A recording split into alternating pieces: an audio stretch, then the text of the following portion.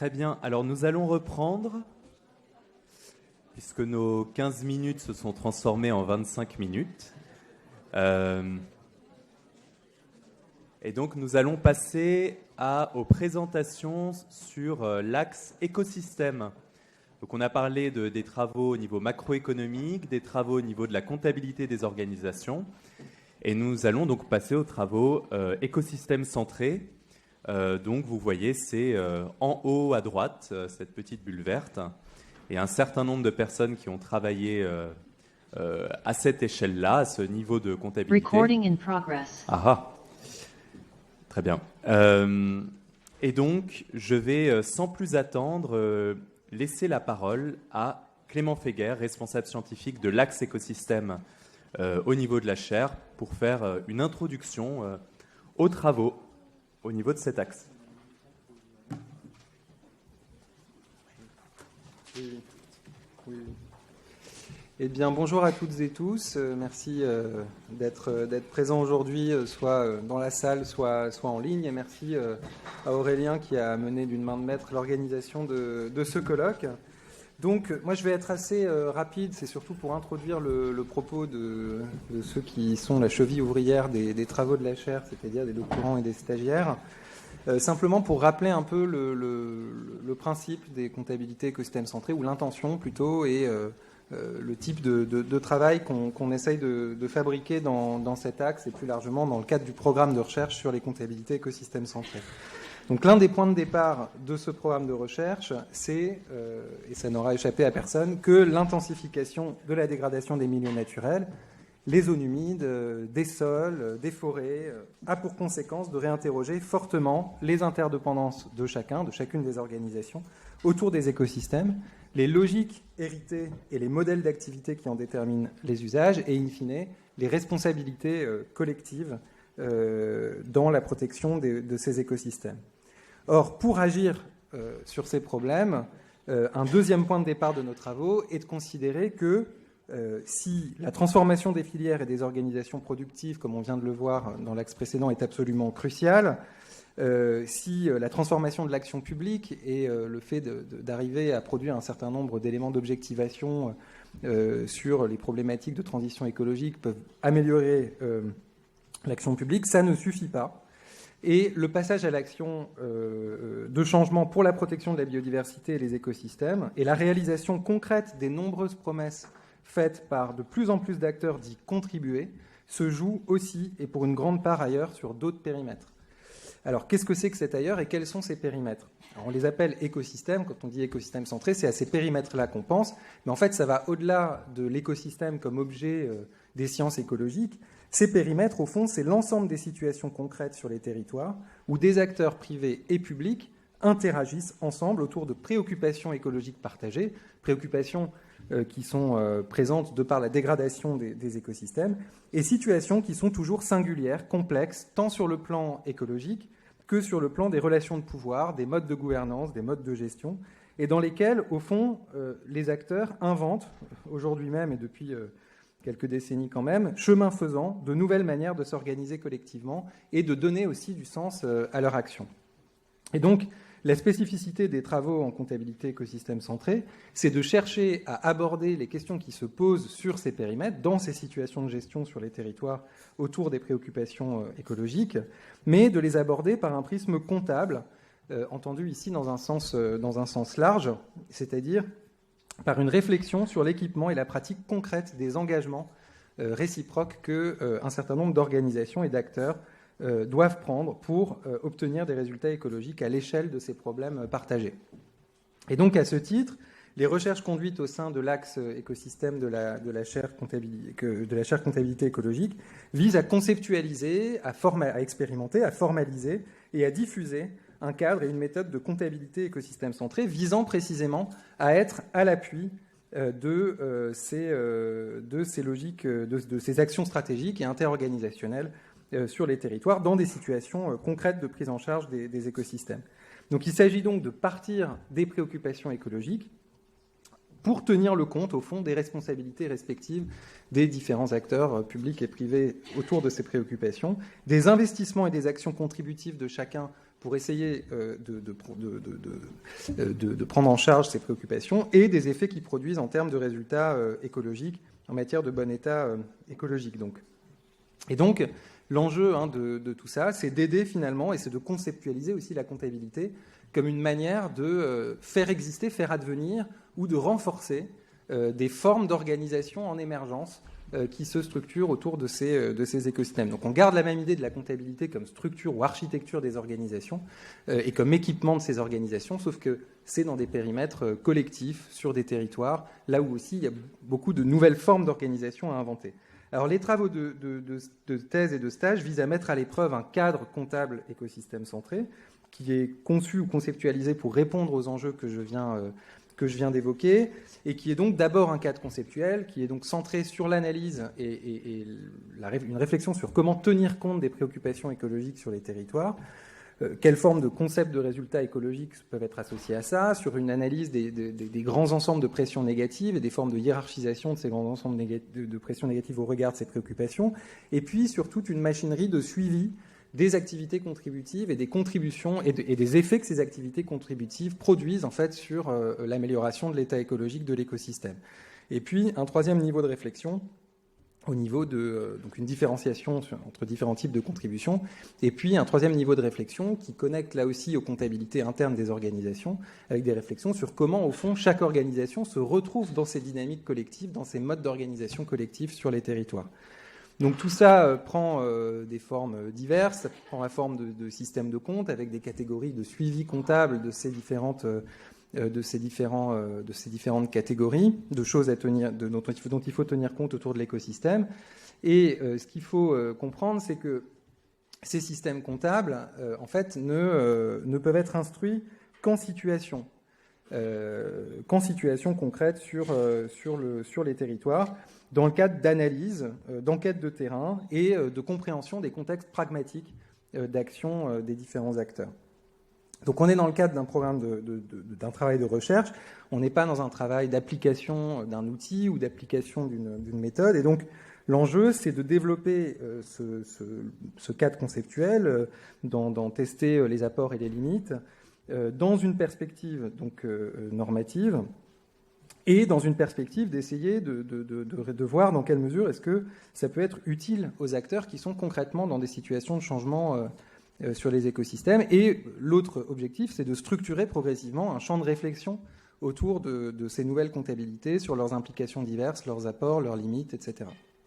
Donc à ce titre, les recherches conduites au sein de la chaire, si elles partent de ce même cadre conceptuel, de cette même méthode comptable initiale, qui est bien sûr en développement, elles explorent chacune des thèses, chacun des stages va explorer des pistes de prolongement et d'application de la réflexion qui sont contrastées, qui sont complémentaires, et ce sur au moins 4 dimensions. Donc un travail sur divers objets et préoccupations écologiques, quand on considère un sol, ou quand on considère une lagune méditerranéenne, ou quand on considère une rivière de tête de bassin versant, on ne va pas avoir les mêmes caractéristiques écologiques, on ne va pas avoir les mêmes caractéristiques techniques de prise en charge, et on ne va pas avoir les mêmes secteurs impliqués, ou les mêmes formes d'organisation pour la prise en charge de ces objets écologiques.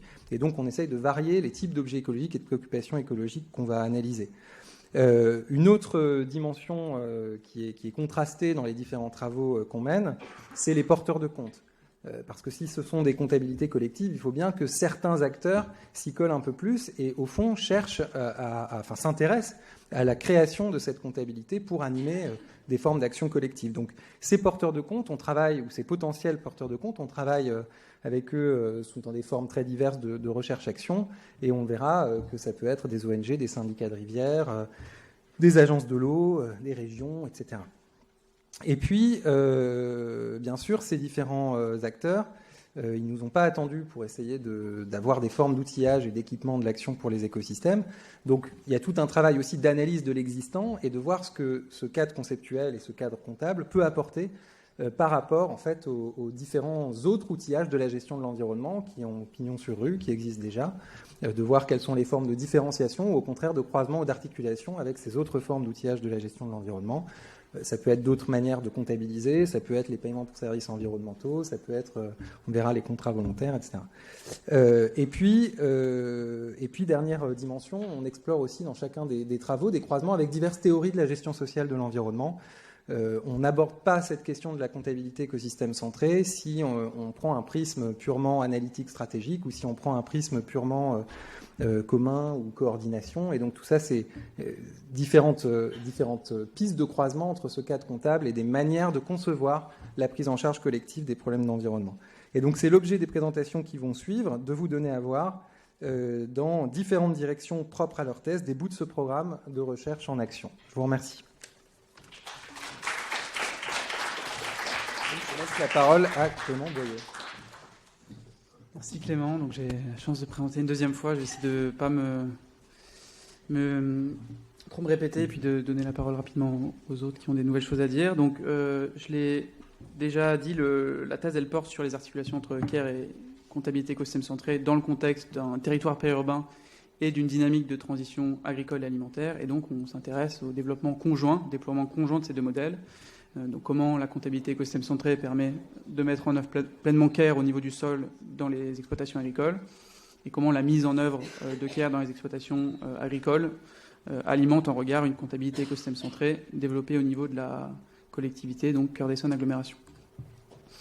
Donc le projet Sésame dans lequel je m'inscris, c'est un projet donc, je dis labellisé territoire d'innovation, cofinancé par la Banque des Territoires et donc qui vise à déployer la transition agricole et alimentaire.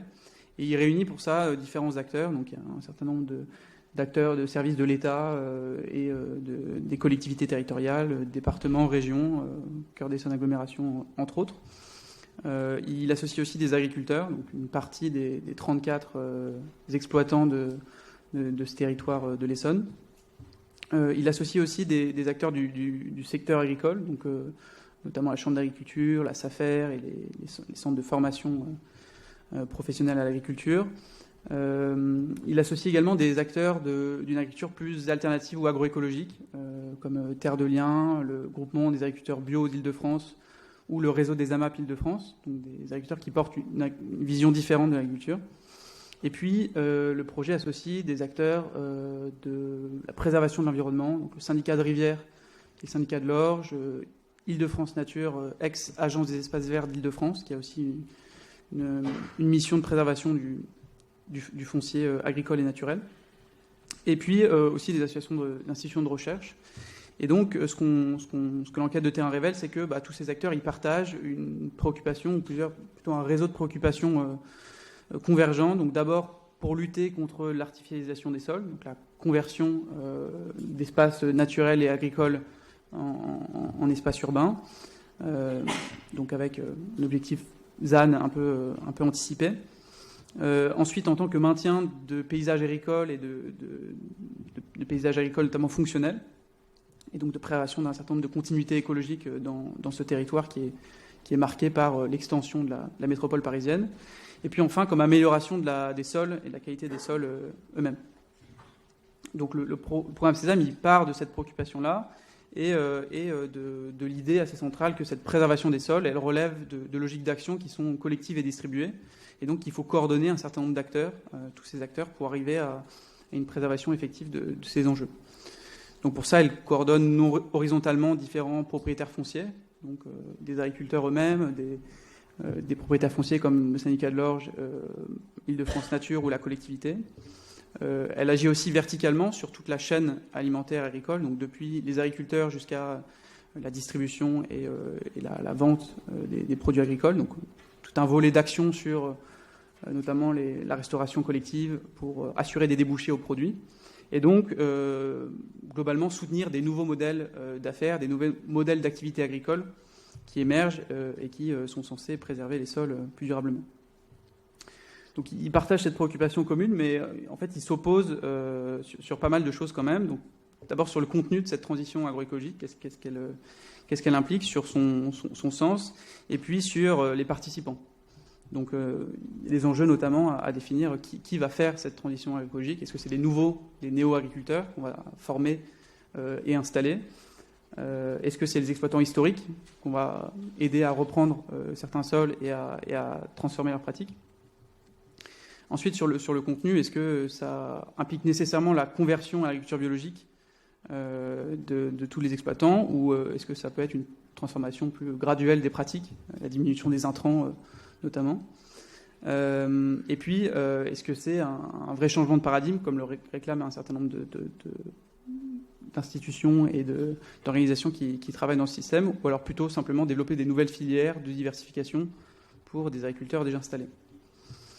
Donc tout ça fait émerger des enjeux de coordination que la comptabilité écosystème centrée et le cadre qu'on va appliquer sur ce terrain permet d'outiller.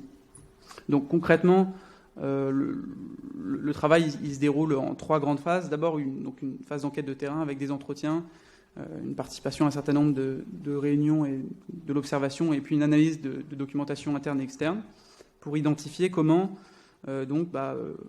chaque acteur a des enjeux stratégiques par rapport à la préservation des sols, pour comprendre aussi le système d'action collective autour de la préservation des sols, et puis les espaces de controverse qui peuvent émerger sur la définition de ce qu'est un sol notamment. Ensuite, ça nous a permis de proposer une première version des comptes à partir donc du programme Sésame et des différentes actions qui étaient portées et financées par ce programme. Donc une première version des comptes écosystèmes centrés qu'on va voir là très rapidement, qui ont été mis en discussion avec les acteurs, donc au niveau du comité de pilotage de Sésame, pour commencer à montrer l'intérêt et les usages possibles d'une approche telle que la compta écosystème centré pour ces acteurs. Et puis enfin, la prochaine étape, la 3e phase, ça sera d'animer des ateliers pour montrer comment les acteurs du programme, à la fois les agriculteurs, mais aussi les autres acteurs impliqués dans la transition écologique, peuvent se saisir des comptes et puis mobiliser stratégiquement ces comptes, donc notamment en interrogeant le meilleur échelon possible pour les mettre en œuvre. Donc est-ce que c'est le programme Sésame en tant que programme?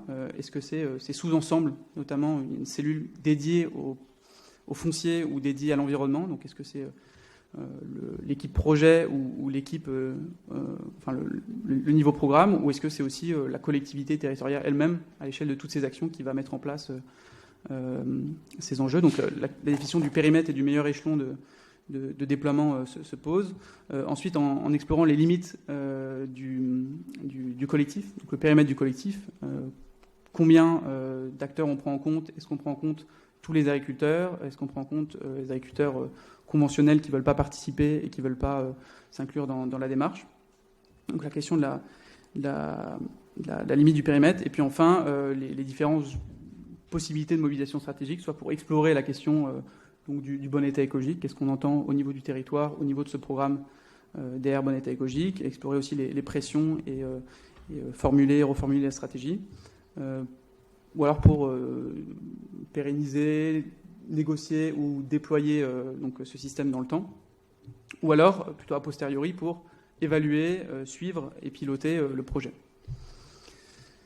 Donc finalement, là, en synthèse, je vais essayer de dire comment ce projet, cette tentative d'articulation entre comptabilité CARE et comptabilité écosystème centré, elle permet de montrer comment les niveaux donc organisationnels et écosystémiques s'enchevêtrent et s'entralimentent mutuellement, donc dans des boucles récursives, des boucles pragmatiques. Donc d'abord, si on prend à gauche le niveau de l'organisation, on a vu que pour mettre en place CARE, il fallait arriver à définir les sols, et donc on se pose la question de la prise en compte des sols dans les modèles d'affaires. Donc ça alimente à droite la compréhension de la gestion collective des sols à l'échelle de l'écosystème. Et de même la définition, donc le suivi des emplois dans les sols, leur typologie et leur suivi précis au niveau des fermes, ça permet de suivre les impacts cumulés au niveau de l'écosystème. Voilà, et puis pour faire donc des jeux d'aller-retour, je vais aller un peu plus vite, mais le travail donc de définition des résultats écologiques, donc quels résultats on peut atteindre en termes de préservation des sols à l'échelle de l'écosystème. Ça permet en regard à gauche de structurer, donc de fixer des seuils de préservation, de structurer des plans d'action. Et ensuite, c'est le chiffrage de ces plans d'action et le partage de ces valeurs, donc des coûts et des efforts portés par les différents acteurs au niveau du territoire, qui permet ensuite de reconnaître des valeurs collectivement créées, partager et discuter des efforts consentis par les différents acteurs et soutenir les nouveaux modèles d'activité agricole qui émergent. Voilà, je m'arrête là et je laisse la parole à Caroline. Merci.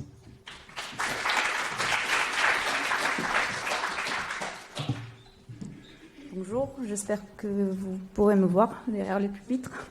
Je suis Caroline Vigo-Coghetto, je suis en deuxième année de thèse, encadrée par Clément Feguer qui est là et Corinne Vercher-Chaptal, qui est professeure à l'université Sorbonne Paris-Nord. Je fais ma thèse en partenariat avec la Tour Juvala, je vais y revenir, et je m'intéresse aux comptabilités écosystèmes centrées pour équiper les acteurs stratégiques de l'environnement et la gestion en commun des écosystèmes. Donc, dans ma thèse, je vais mobiliser 2 cas théoriques principaux. Donc, d'abord, la gestion stratégique de l'environnement, comment a été conceptualisée par Laurent Mermet et collègues, où on présuppose que pour changer une situation de dégradation d'un écosystème, il nous faut un acteur stratégique qui va donc faire face à des enjeux de pouvoir et à un contexte défavorable pour produire des résultats écologiques positifs. Néanmoins, comme Clément vous a parlé, on est dans la gestion des écosystèmes dans des contextes collectifs où il y a plusieurs acteurs, c'est interorganisationnel. Et donc, on a besoin aussi de mobiliser d'autres théories de l'organisation collective pour comprendre comment cette organisation peut se faire. Et donc, on va mobiliser aussi donc, les cadres d'Elinor Ostrom sur les communs, la gestion en commun, avec un accent sur le processus d'organisation des organisations collectives. Donc, on va appeler ça commoning. Donc, c'est un focus sur ce qui permet à ces organisations collectives de se former. Donc, ces 2 cas théoriques, ils sont complémentaires, mais ils sont aussi en tension. Donc, si d'un côté, pour l'analyse stratégique, on va avoir un impératif des résultats écologiques et une reconnaissance à des enjeux de pouvoir auxquels il faut faire face, donc c'est le rôle de ce acteur stratégique de changer les statu quo. Dans la gestion en commun, on va devoir penser à l'acteur lui-même, ses intérêts, et les compromis entre les préoccupations écologiques et les autres intérêts des acteurs, ainsi que la dépendance qu'il y a entre la volonté de ces acteurs à participer à ces systèmes de gestion et aux bénéfices qu'ils peuvent en tirer. Donc, je travaille avec la Tour Juvala, qui est un institut de recherche et conservation de renom pour les zones humides méditerranéennes, et qui travaille avec plusieurs projets dans plusieurs échelles différentes d'intervention et avec plusieurs partenaires aussi en Méditerranée, en Camargue, mais aussi en Méditerranée à l'international. Donc c'est un terrain richissime pour notre recherche et qui est un acteur stratégique qui doit agir stratégiquement pour atteindre des objectifs de conservation, c'est sa mission, qui a un souci de pouvoir évaluer l'impact positif écologique de ces actions sur les zones humides méditerranéennes et que pour cela a aussi un défi d'interagir avec plusieurs partenaires, de faire des engagements et de maintenir ces engagements, les accompagner dans le temps. Donc, dans la première partie de ma thèse, la première année, j'ai fait un diagnostic de plusieurs projets dans la Tour Juvala où j'ai essayé de repérer comment ils font déjà pour compter, pour analyser dans leurs projets, donc qu'est-ce qu'ils comptent pour pouvoir gérer dans chacun de ces projets. Donc j'ai fait un bilan des instruments, des outils qui sont utilisés dans des systèmes qu'on appelle proto-comptables dans la Tour Juvala.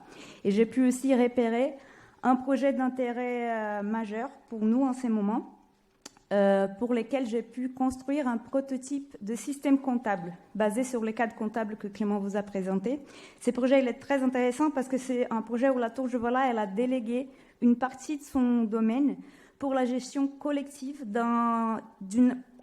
par une association d'habitants qui est à côté du domaine de la Tour Juvala, et donc où on retrouve toutes ces tensions entre la gestion stratégique pour un objectif écologique et les envies et les besoins des habitants en termes notamment, dans ces cas-là, d'usage des ressources naturelles. Donc c'est très intéressant. J'ai proposé ces systèmes de compte, on en a discuté et à partir de ce moment, on espère pouvoir discuter à travers un atelier en interne à la Tour Juvala, mais si tout va bien aussi avec les habitants dans les contextes collectifs. Et on essaie de voir comment intégrer ces types de systèmes comptables dans la façon, comme un outil pour l'organisation elle-même, pour accompagner ces différents projets. Donc, comme premier résultat, le fait d'avoir pensé à ces prototypes de comptes et discuté avec les acteurs nous a éclairé déjà sur les potentiels rôles dans tel cadre comptable pour la gestion stratégique et pour la perspective de la gestion en commun, donc pour l'institutionnalisation des règles d'usage. Donc, il nous a permis de voir comment garder la pertinence de ces systèmes de gouvernance face à un objectif écologique, mais en même temps de rendre visibles des objectifs concurrentiels entre les acteurs qui sont impliqués, de voir comment partager les efforts de gestion dans le cadre de la Tour Gevala, de la part de la Tour Gevala, et accompagner, évoluer les contributions des uns et des autres pour les objectifs, de balancer, d'équilibrer les bonnes relations avec les acteurs du territoire, mais aussi une négociation sur des engagements et des contributions à maintenir. Et donc, grosso modo, réfléchir stratégiquement selon les spécificités d'une ONG qui a un but environnemental et penser à la construction d'une organisation collective pour la gestion de cet écosystème. Donc, et comme perspective, on pense pouvoir aussi dans ce travail expliciter l'apport des comptabilités écosystèmes centrées pour les acteurs de l'environnement face à une multitude d'outils qui sont déjà en place et desquels les acteurs s'en servent pour compter des différentes choses et pour échanger des comptes aussi. Et donc d'intégrer tous ces outils et de pouvoir proposer un outil pour équiper l'action stratégique des organismes comme la Tour Gevala, aussi dans la gestion, dans la proposition de projets avec un but de former des gouvernances en commun de long terme. Et avant de passer la parole, je vais juste citer un travail qui a été fait pour Bérénice Guinel en stage l'année dernière, où elle a aussi appliqué le cadre comptable écosystème centré au sein d'une ONG pour l'environnement, la Rewilding Apennines, donc où elle a pu voir un rôle potentiel du système de compte, par exemple, pour accompagner l'institutionnalisation d'un modèle de gouvernance collective pour les réensauvagements de l'ours en Italie. Donc ce sont des pistes très intéressantes pour la gouvernance collective aussi. Et je passe la parole à mon collègue René.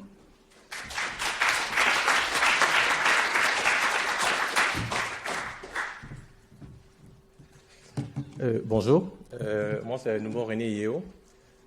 Moi je vais fermer la marche des présentations en comptabilité écosystème centré. Je suis inscrit à l'Université de Montpellier et ma thèse j'ai pour directeur de thèse le professeur Gérald Nao et Clément Feguet qui est ici présent. Alors, moi je vais vous raconter une histoire. Bon. Mais c'est beaucoup plus une méthodologie de travail qui a été menée avec trois coalitions d'acteurs de compositions différentes pour pouvoir élaborer des systèmes comptables écosystèmes centrés pour accompagner l'action stratégique en faveur d'acteurs de l'environnement. Et donc, j'ai travaillé... Qu'est-ce que je fais?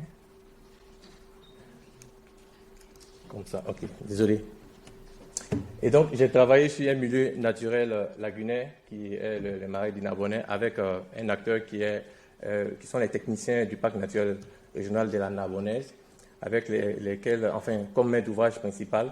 Et cette équipe travaille avec un ensemble d'acteurs qui mènent un ensemble d'actions stratégiques par rapport à des questions écologiques sur les marais du Narbonnais.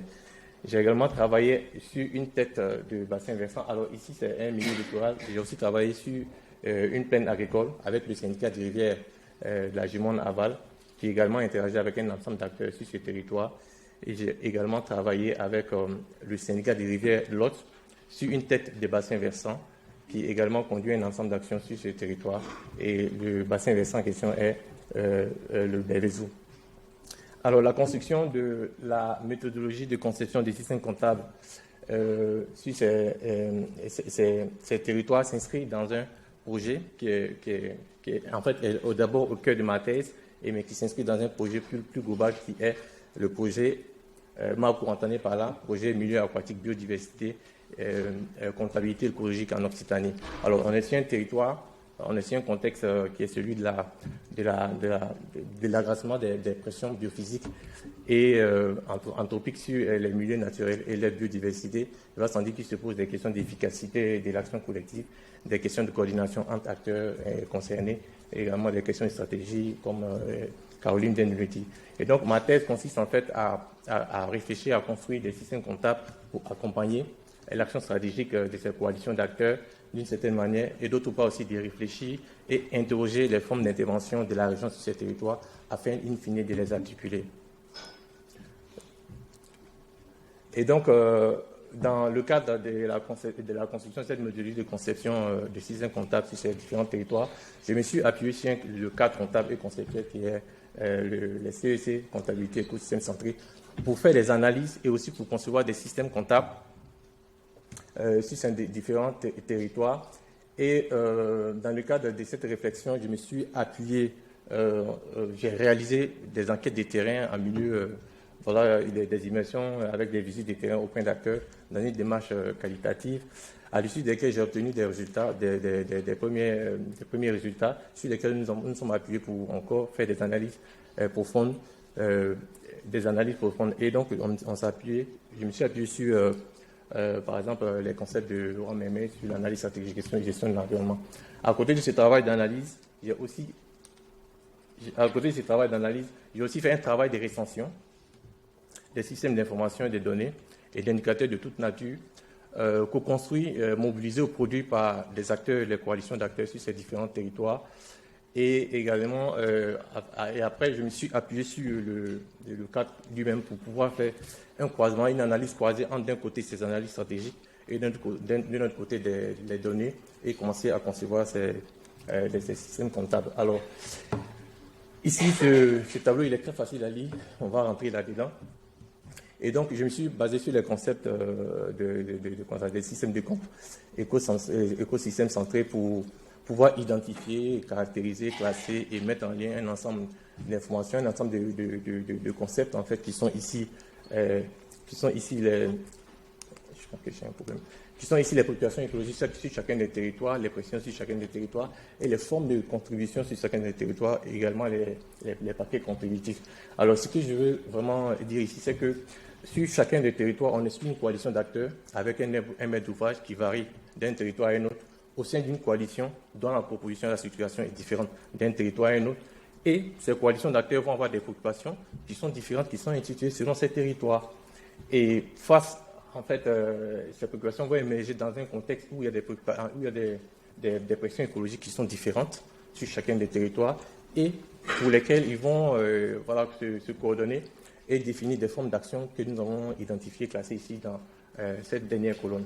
Alors, je vous ai réservé une pépite rapidement, je ne pourrais pas tout déployer, mais par exemple sur le troisième territoire, alors ici c'est les marais du Narbonnais, donc c'est le territoire des marais du Narbonnais, donc c'est la situation de gestion des marais du Narbonnais. Ici c'est le deuxième territoire qui est la Gimonde, et ici c'est le troisième territoire qui est le Bervezo. Alors on a un syndicat des rivières, qui est le syndicat du Lot, qui va travailler avec un ensemble d'acteurs naturalistes dont la diversité est quand même au moins égale à celle des autres territoires, mais qui va chercher à travailler aussi avec des acteurs forestiers par rapport à une préoccupation qui est celle du maintien de la polyculture et l'élevage à l'échelle du Bervezo. Et donc, pourquoi la polyculture et l'élevage? Parce qu'il y a un ensemble d'activités de forçage sur ce territoire qui vont mettre en concurrence en fait, l'usage d'un certain nombre de ressources qui sont également mobilisées par rapport au maintien de cette polyculture et l'élevage et notamment en fait, des actions d'intensification agricole et de changement d'utilisation sur ce territoire.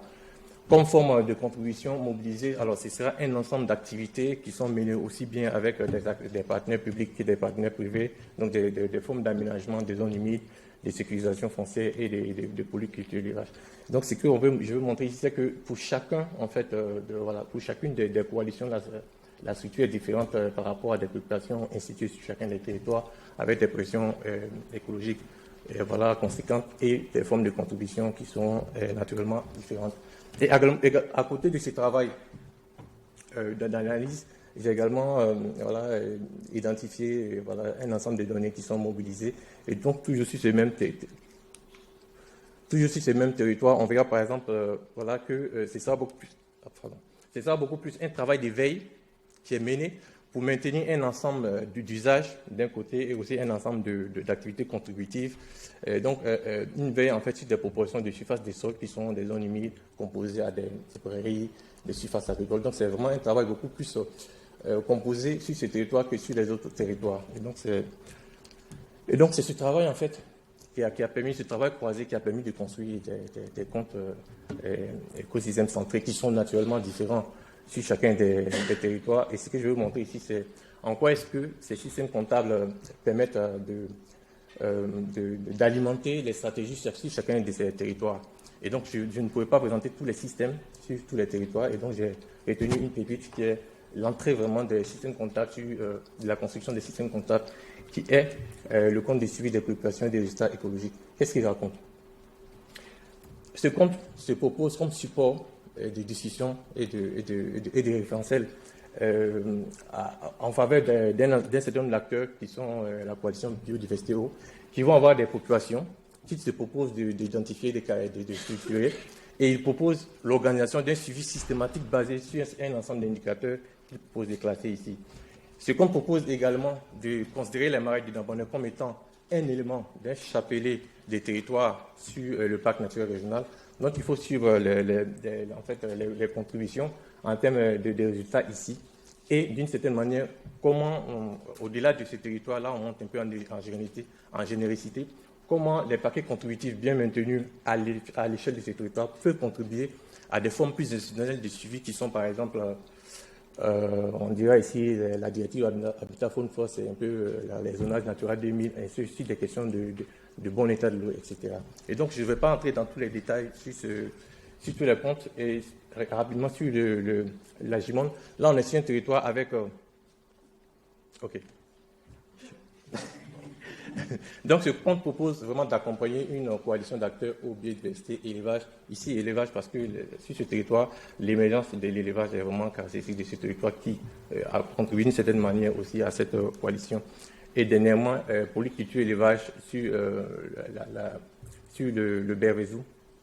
Et donc, propose de structurer, de donner des éléments de référence et de structuration, et aussi de systématiser les suivis. Voilà. Et donc, à la suite de ce travail de concession, ces comptes ont été mis en discussion lors d'ateliers avec les acteurs concernés eux-mêmes. Et donc, ce travail de mise en discussion nous a permis d'avoir des éléments de retour sur ce travail en fait, d'expérimentation de ces systèmes comptables. Et là, nous avons retenu 3 dimensions, qui est ici d'abord la structuration et le contenu des comptes qui ont été élaborés sur la base des données que nous avons récoltées, mais également aussi qui introduisent de certaine manière les données qui manquent sur certains territoires par rapport à leurs préoccupations, et donc à la lumière desquelles aussi ces comptes contribuent d'être nourris et améliorés, puisque lors des ateliers, nous collectons aussi de l'information pour pouvoir améliorer.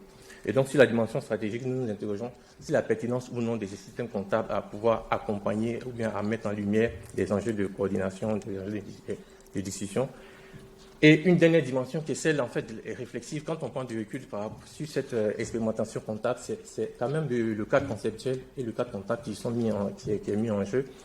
Et donc on s'intéresse d'une certaine manière aussi à certains retours sur ces aspects. Et aussi une dernière dimension qui est celle de l'appropriation et aussi des conditions d'accès à cette nouvelle forme de comptabilisation. Et donc pour faire ce travail, nous avons conçu également différents types d'ateliers. Donc les méthodologies varient d'un territoire à un autre. Alors, sur les marais du Nabonais, c'est beaucoup plus une séance de discussion-réponse. Sur la Gimonde Aval, c'est beaucoup plus d'instructions de compte sur des parties du système comptable. Et la différence ici, sur le BBD, c'est que nous avons d'abord, parallèlement à la collecte des données, nous avons réalisé un atelier où on a pu bien comprendre les enjeux stratégiques de réalisation de ces comptes avant de commencer à structurer les comptes. Et donc, d'une manière générale, pour finir, ce sont des réflexions qui sont en cours, en fait, que nous comptons capitaliser, mobiliser dans le cadre de nos thèses. Actuellement, ce que nous faisons comme perspective, c'est de pouvoir mettre en comparaison ces comptes, mais aussi réfléchir comment articuler les interventions de la région à ces systèmes de comptes. Je vous remercie.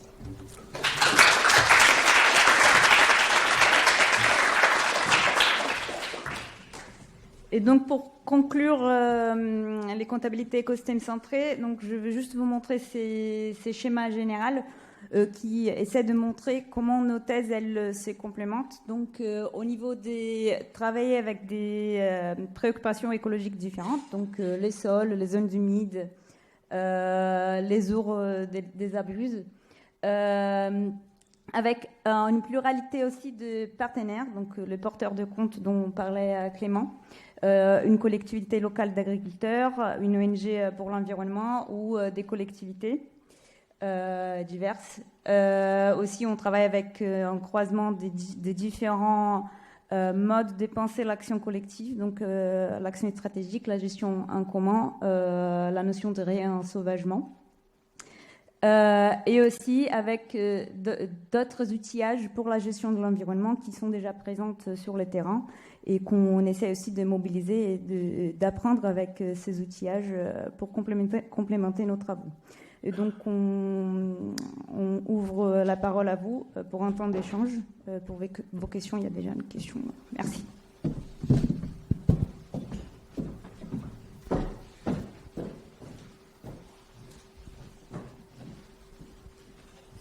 Oui, bonjour. Merci et puis merci pour vos travaux et la présentation, enfin de qualité vraiment. Moi j'avais une petite question, c'est plutôt sur les travaux de Clément Boyer. Sur cette partie, en fait, c'est peut-être parce qu'il n'y a pas beaucoup de temps non plus, mais je me posais la question sur le bon état écologique des sols. Vous parlez pas du tout de travaux en fait agronomiques, parce que bon, il y a vraiment pléthore, donc j'imagine qu'il y a peut-être des travaux qui sont croisés en fait avec les agronomes. Et puis j'avais aussi une question par rapport à l'absence, par exemple, des organismes de certification tels EcoCert, parce que c'est vrai que pour les questions par exemple de financement de transition écologique, enfin ou des passages d'une ferme en agriculture dite conventionnelle en agriculture bio, on utilise par exemple la labellisation EcoCert. Et je voulais savoir si ça en fait c'était aussi des outils que vous utilisiez pour intégrer et pour aussi travailler sur la question du bon état écologique des sols, parce que c'est avant tout aussi, je pense, une question de fertilité du sol. Voilà, donc c'est un peu mes remarques et questions. Merci. Merci. Alors, ouais, très rapidement sur la question des indicateurs, effectivement, je ne rentre pas dans le détail, mais le programme, il a commencé par la mise en place de protocoles d'échantillonnage et de suivi écologique des sols. Donc, il y a une dizaine de parcelles à l'échelle du territoire de fermes qui sont échantillonnées annuellement sur un certain nombre de critères, de paramètres physiques, chimiques et biologiques. Et évidemment, c'est défini en lien avec les pratiques agronomiques qui sont en place sur ces sols-là. Donc, les critères sont effectivement de matière organique des sols ou de quantité d'azote, par exemple, des sols qui sont mesurés sont évidemment liés à des questions agronomiques. L'idée, c'est d'introduire aussi d'autres dimensions plus écologiques et de partir du principe que les sols n'ont pas des fonctions uniquement agronomiques. Ils peuvent avoir des fonctions qui dépassent l'approche purement agronomique. Et sur la deuxième deuxième question, pardon, j'ai oublié la deuxième question. Oui, sur EcoCert, oui. Donc le programme, il s'est basé à la base sur un enjeu de conversion des agriculteurs en bio. Donc c'était l'indicateur de résultat qui s'était fixé, c'était de convertir 50% de la surface agricole utile en bio. Et évidemment, dans les temporalités qui se sont données et les moyens qui sont donnés, c'est très difficile de convertir les agriculteurs existants. Et donc, il s'intéresse à d'autres d'autres indicateurs de résultats, notamment sur ces indicateurs écologiques de santé des sols, et pas seulement sur les certifications et les passages en bio. Donc c'est un des indicateurs de résultats qui sont fixés, mais en cours de route, en chemin, ils ont dû étendre leur définition et donc s'intéresser à d'autres choses.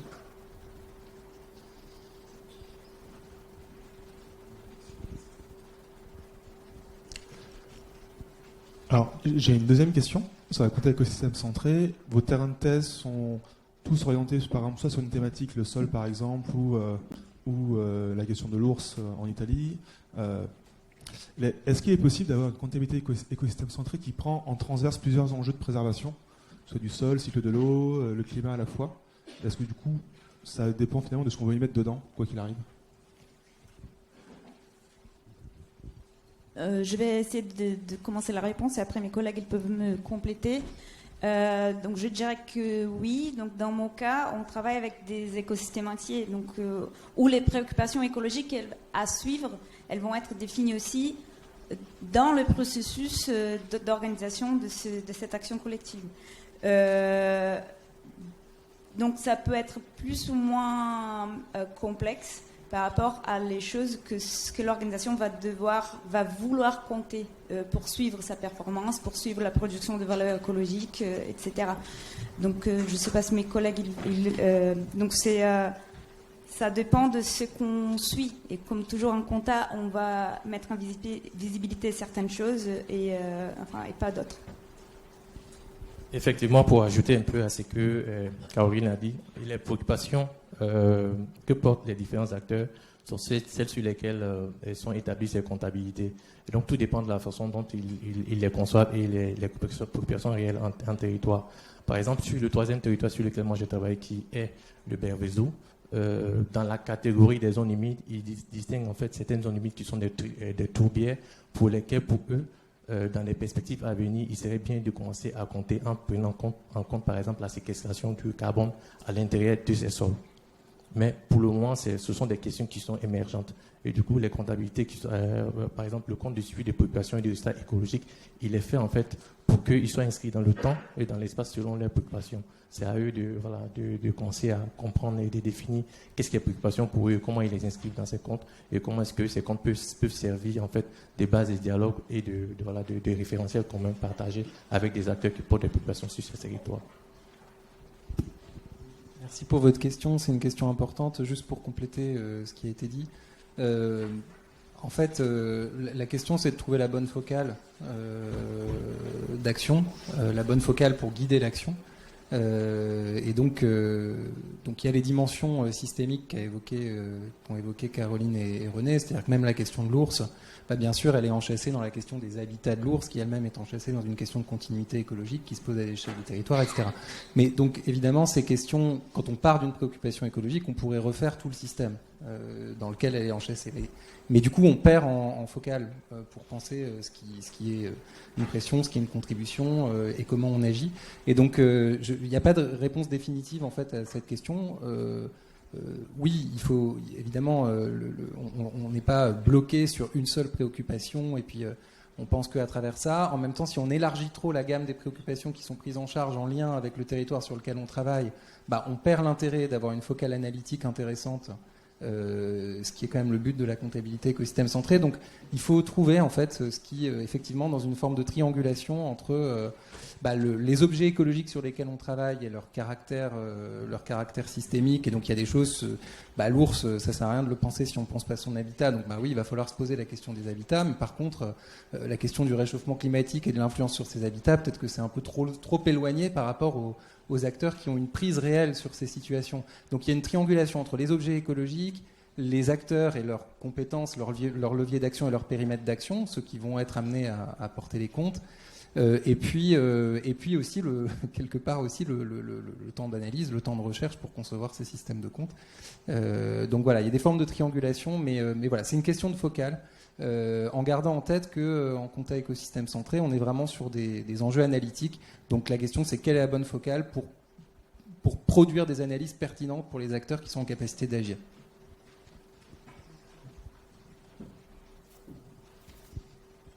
Bon, alors une toute dernière question, très rapide, parce que comme on a un peu de retard, voilà pour madame. Merci beaucoup. Oui, moi j'avais une question concernant les discussions avec les acteurs sur le terrain quand vous arrivez avec cette proposition de méthode et d'outils. Vous savez que dans les organisations, un outil, une méthode, ça peut être un enjeu de pouvoir, une expertise qui vient asseoir une légitimité de fonction, de positionnement. Et du coup, effectivement, ce que vous disiez, des personnes comptaient déjà avant CARE.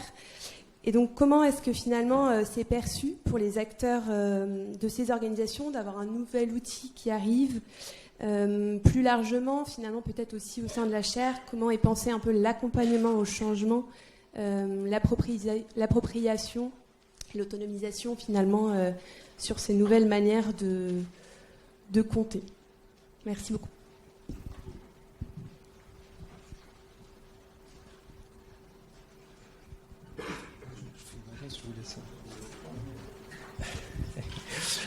Je pense que ça fait l'objet de ma thèse en fait, parce qu'effectivement, ces comptabilités une fois construites et ce système comptable une fois construit et mis en discussion, le troisième axe en fait, c'est celui de cette réflexivité en fait, de cette nouvelle proposition de structurer l'organisation et d'aller chercher à comprendre les indicateurs et à les mettre en lien.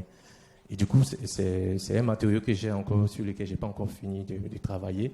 Mais ça se trouve que selon les situations données, ils n'ont pas les mêmes appréhensions d'un territoire à un autre. Par exemple, il y a un des acteurs qui a dit oui, mais nous, on est bien intéressés à travailler avec les agriculteurs, mais si vous voulez que nous affichions tous les millions que nous recevons par rapport aux écosystèmes, ça serait un peu compliqué.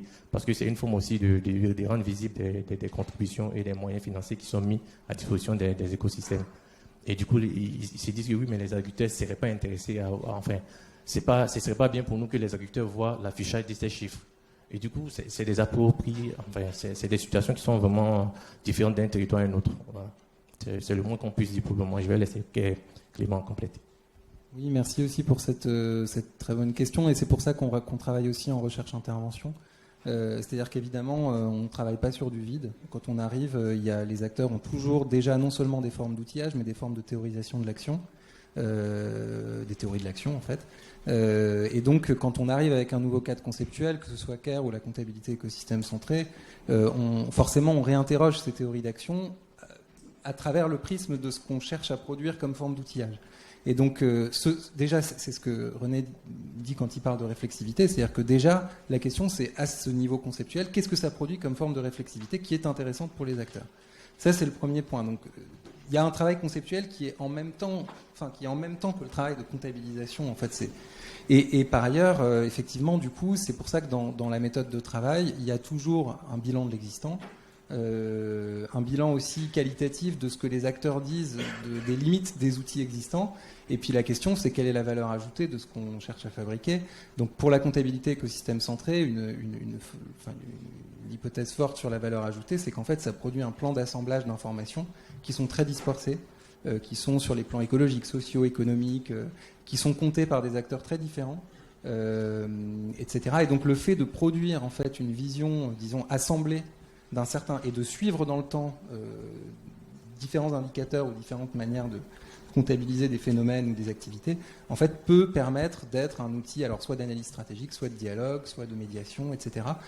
Voilà. Mais donc la question, il y a vraiment cette question de la valeur ajoutée, et c'est pour ça que dans les travaux, il y a toujours une dimension réflexive d'atelier, d'insertion en fait vraiment du travail dans des collectifs d'acteurs ou des organisations qui font déjà plein de choses en fait, qui nous ont pas attendus.